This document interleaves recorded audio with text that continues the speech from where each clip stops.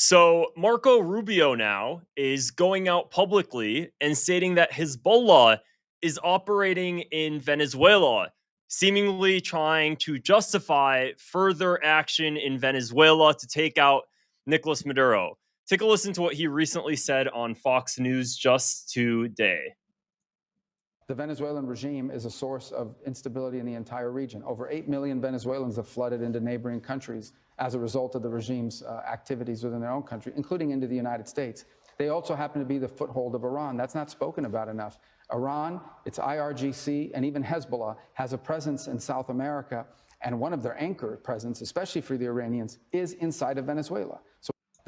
So let's just stop right there. Now, he's not the only one who said that Hezbollah is operating in Venezuela. You know who else did? Maria Corina Machado. She's the one who recently won the Nobel Peace Prize.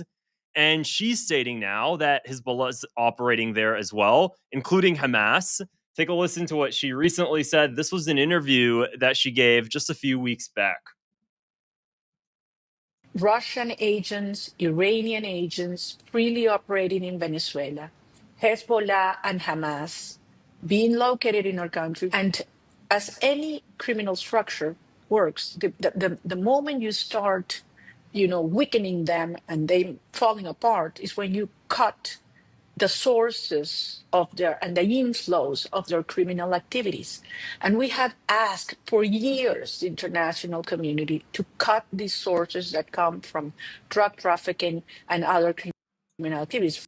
So again, for those who don't know who this chick is, she is basically the puppet politician that they're going to plop in place when Nicolas Maduro is taken out. She is basically just like cucking to the Trump administration nonstop. She asked the Likud party of Israel, Netanyahu's party, back in 2018 to take action, to have the Mossad take action to overthrow Nicolas Maduro. This chick. She's like drooling at the idea of having the United States conduct a regime change operation in her country. It's very odd, but this is kind of her vibe.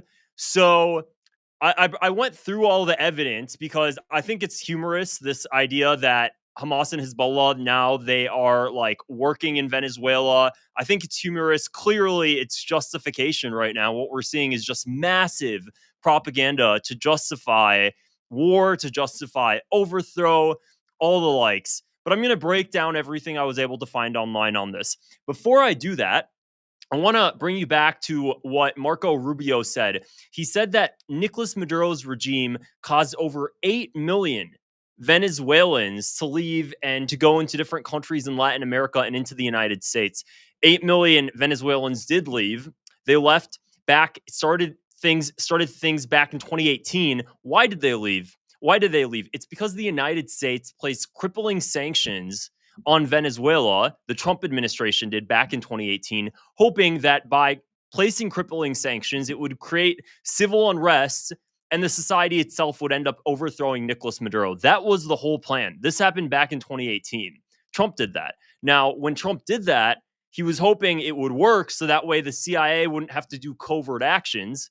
Newsflash, it didn't end up working. But during Trump's administration, he had tight border policies. So American citizens didn't feel the effects of that because with his tight border policies, nobody was able to come in. Well, now Trump's out of office and it's 2020 and Biden's administration takes place. And what do? Well, they relax the borders. So all of the refugees created by Trump's sanctions that destroyed Venezuela's economy, now they were able to come in to the United States and they crossed. And that's why during Biden's administration, we saw some of the highest levels of border crossings coming from Venezuelans into the United States, not Mexicans.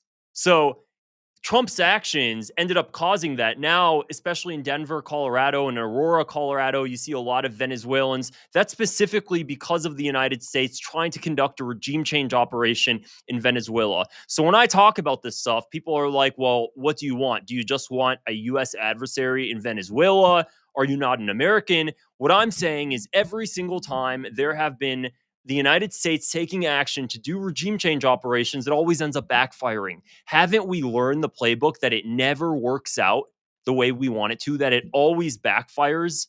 that the deep state, the establishment, the CIA will conduct regime change operations in foreign countries. And every single time they do, every single time, it ends up backfiring, or we create a refugee crisis. Everybody talks about the Muslims in Europe. Oh my gosh, the Arabization of Europe. This is such a problem, such a problem. Okay, why are they there? If you're trying to understand how to, you want Europe to stay very white, you want Europe to stay European. If that's your agenda, figure out why the hell they got there and stop blaming them and try to see, okay, what caused this, so that way this doesn't keep happening. Nobody talks about the fact that Israel's actions in the Middle East and the United States' actions with Israel lobby and Israel hijacking U.S. foreign policy to do so has pushed for opposition forces in Syria, the Syrian civil war, which was basically a proxy war between the United States, Israel, Russia, Turkey, everybody just combined going for their own interests in Syria. Massive refugee crisis, 2 million Syrians go to Germany. Every single time there is a regime change operation in a country, a few years later, the rest of the world, the Western world, ends up feeling the effects of that, and then they blame the refugees instead of blaming their governments and deep state and the CIA and the intelligence agencies for causing that sort of mayhem. Okay, that's what's going on. And now you have puppet figures like Maria Corina Machado saying, we have to overthrow Nicolas Maduro. I'm going to be the perfect puppet to sit in his place. And I truly wonder, let's say that she does get plopped in there. I truly wonder if it's actually going to be able to work. Do you think that when Nicolas Maduro is overthrown, do you think that the Venezuelan people will want her to just take his place and there won't be any sort of uprising? If the Venezuelan people really want him out, and I think a lot of people do, especially what I'm noticing through conversations, they don't like him. I'm sure that there are some that do, but a lot don't. Okay. So let's hope that when he does get plopped out, the Venezuelan people get what they want and they have somebody elected. And if that person is allied with America, well, that benefits American interests, and that's what the Venezuelan people want.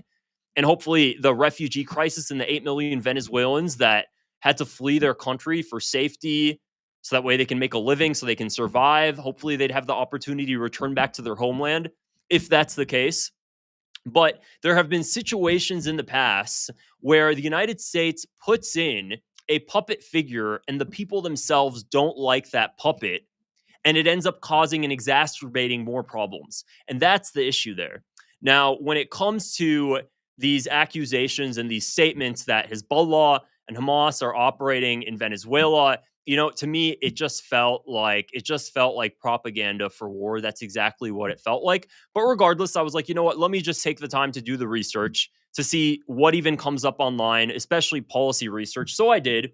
And I do want to pull up some studies that I found for you guys. First off, it's no secret that Nicolas Maduro is allies with U.S. adversaries. He's allies with Iran. That's fact. So he's met with Iran's supreme leader. That's fact. Back, I believe this was in 2016. He's allies with Russia. That's fact. So there's no hiding that. Okay. And so this is back in 2016. He met with the Ayatollah. We had seen an uptick in Iranian state-sponsored activity in liaison with Venezuela. This is all true. They've had a lot of cooperation. So after that, I ended up finding a RAND research article. If you guys don't know RAND, it's basically a policy institute. They work on behalf of the United States government, and they show policy reports. They write policy reports on Israel, Palestine, basically every country you can think of. They'll put together a policy report and tell you whether or not it's going to be good for U.S. interests to take this action, to take that action. And just this year, I believe, when was this written? Yep, this year. Somebody put a policy expert, apparently Marzia Guillaume-Bartoni, searched her up as well. She's around my age. She looks like she's in her early 30s. She actually put together a policy report about 20 pages long, Hezbollah's network in Latin America. So I went through and I read the whole thing for you guys because I was like, you know what? Before I discredit something, let me just read it anyways. Okay.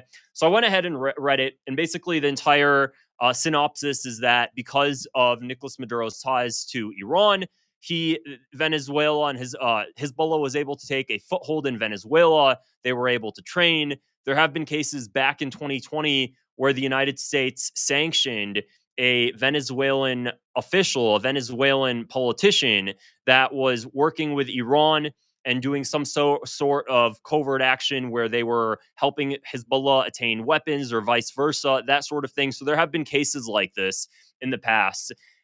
Overall, and I read the whole thing, and you can as well. It's called Hezbollah's Network in Latin America: Potential Implications for U.S. Policy and Research. This was, you can just go ahead and Google this, and you'll be able to find the entire thing. Overall, the evidence that they put is very, very weak. They're acting like there are all of these sleeper cells in Venezuela, and one day they're just going to wake up and attack America. Now, this is what I'll say. It's not good for America to have an adversary on its hemisphere. It's just, that's simply not in American interest, and you could say that alone. Since when did Hezbollah ever act in a way? Since when did Hezbollah act towards America when it didn't have to do with simply the fact that America supports Israel? I feel like it really comes back down to America beginning to take on enemies that are Israel's enemies because there's no separation between the United States and Israel.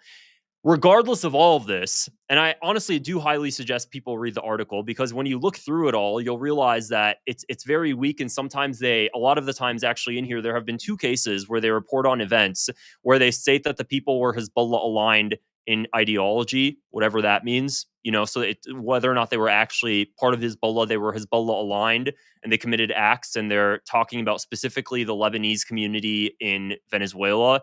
It's just worth reading whether or not you want to believe it all. This is what I'll say. We back a country unrelentingly, and you think when we back a country, that's not going to cause that country's enemies to dislike us a little bit. That's pretty obvious. So the solution here, if you really want to get to the root cause, what would you do? Would you just continue to back Israel unrelentingly like a rabid dog? Would you do that? Now, the other thing that we have to talk about is even if there is a threat, regardless of magnitude, and the United States and the CIA wants to do this regime change operation so damn badly, that they want this so damn badly, they are going to use anything as propaganda. Why the hell is Maria Corina Machado? Why the hell is Marco Rubio now going out publicly talking about Hamas in Venezuela, so scary? The narco terrorists in Venezuela, the shipping boats, so scary. It's all happening at once. So were they not there 3 years ago, and now all of a sudden they just magically popped up one day? If this was really the concern, if it was so much, because there's a cost benefit analysis to all of this. Okay, so let's say that Nicolas Maduro is aligned, which he is. He's aligned with Iran and Russia. So with that being said, you have to do a cost benefit analysis of U.S. interest for the idea of doing a regime change operation in a country. Is it going to benefit America doing that regime change operation, and is it going to be done successfully enough? That's what it ends up coming down to. And I can promise you, every single time in history when we've tried to do one, it ends up backfiring. You end up murdering, you end up destroying those countries, and it backfires. So now we have Maria Corina Machado, and she wants to be plopped in place, and everything's apparently supposed to go well. The United States now is upping the propaganda. Hamas is in Venezuela, guys. Ooh, boogie monster. And that's kind of where we're at. So that's really what I have to add there.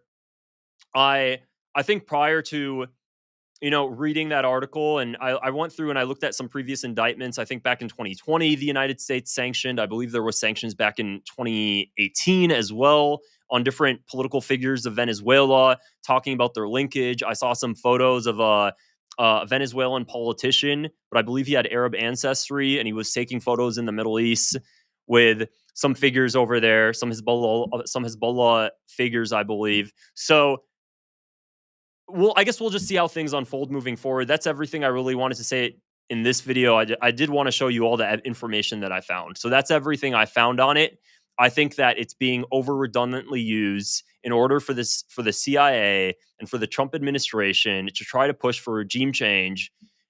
And apparently the president that said he's all about peace and no more wars is now flipping things around, and now we have to have war. And diplomacy just doesn't work anymore. I guess we're past the age of diplomacy, because now the United States is powerful enough to just switch out leaders for any country that it wants. So what's the point of actually trying to negotiate with countries when you could just plop in puppets in every single one of those countries?